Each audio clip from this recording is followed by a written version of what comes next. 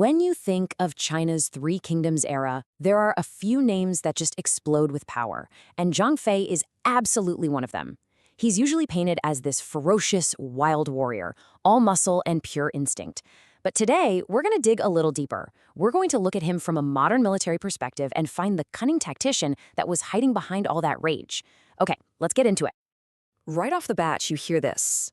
And you have to understand, that's not just a challenge, it's a weapon. This one line, bellowed across a battlefield, pretty much sums up his entire combat doctrine. Pure, overwhelming psychological force. This is his opening shot in a war for the enemy's mind, long before a single spear is even thrown. So to really understand the man, we have to kind of deconstruct the myth around him. Because the historical records, and especially the stories that came later, built an image of him that was, in itself, a strategic asset. His physical presence alone was his first line of attack. And what's so fascinating is how specific these descriptions get. We're talking about a guy who's over 6 feet tall, with a leopard's head and round eyes, and a voice like giant thunder. Now, this isn't just some poetic nonsense. It's a detailed profile of a man practically designed to intimidate.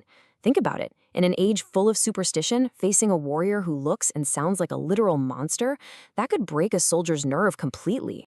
The absolute core of his reputation can be boiled down to one character, Meng, which we translate as ferocity. But this wasn't just about battle rage. It was his whole personality, fiery, completely unfiltered. You know, he just couldn't hide his emotions, which, funnily enough, made him really predictable to his friends, but terrifyingly unpredictable to his enemies. So how does a reputation like that get cemented into legend?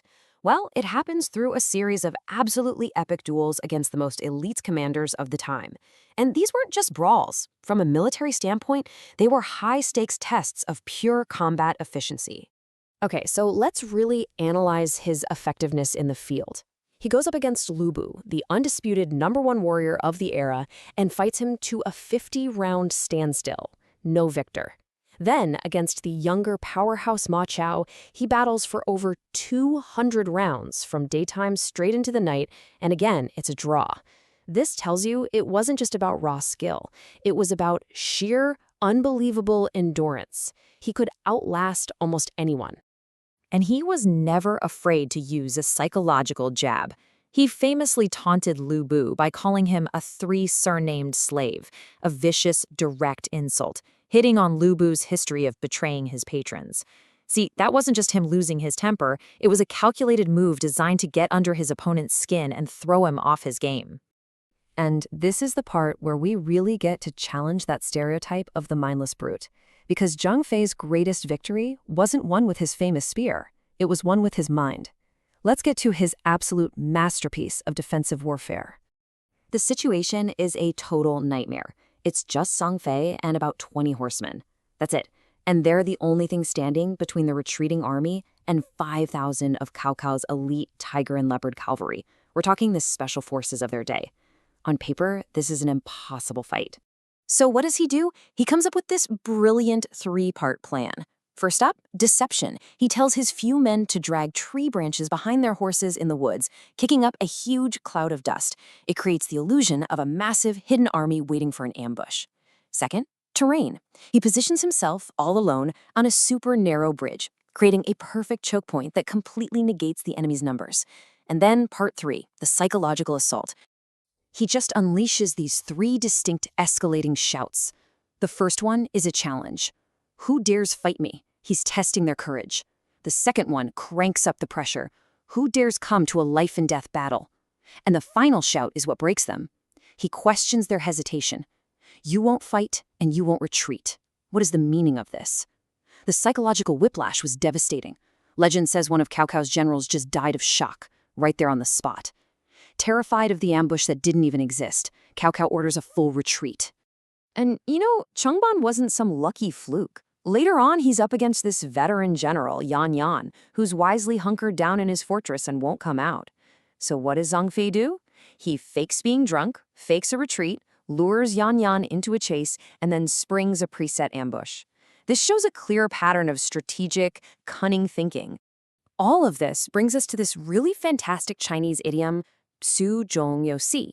It basically means crude on the outside, but detailed and intricate on the inside. And honestly, I can't think of a better way to describe Zhang Fei. He was a commander who totally understood that you don't just fight a war on the ground, you fight it in the mind. So what was the engine for this incredible warrior? What drove him? It really wasn't just a love of battle. At his absolute core, Zhang Fei was fueled by an unwavering, almost fanatical loyalty to his sworn brothers. This oath, this was everything. It was the foundational promise of his entire life.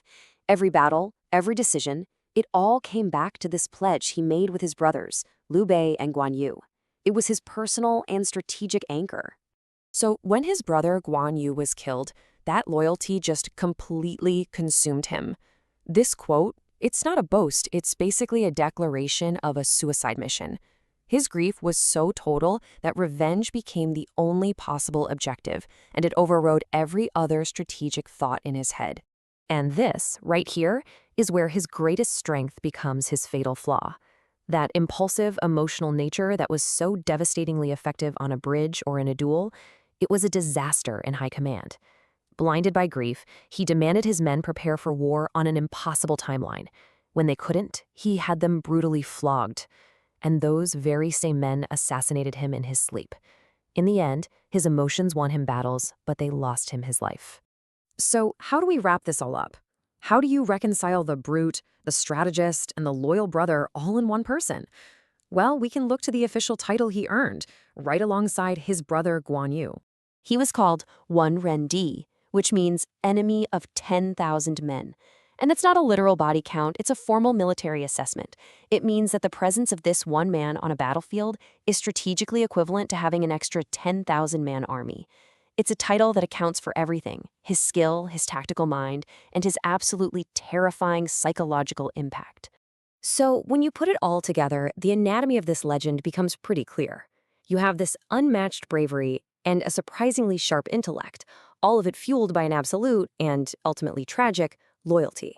His raw, unfiltered emotion was both his greatest weapon and his most profound weakness.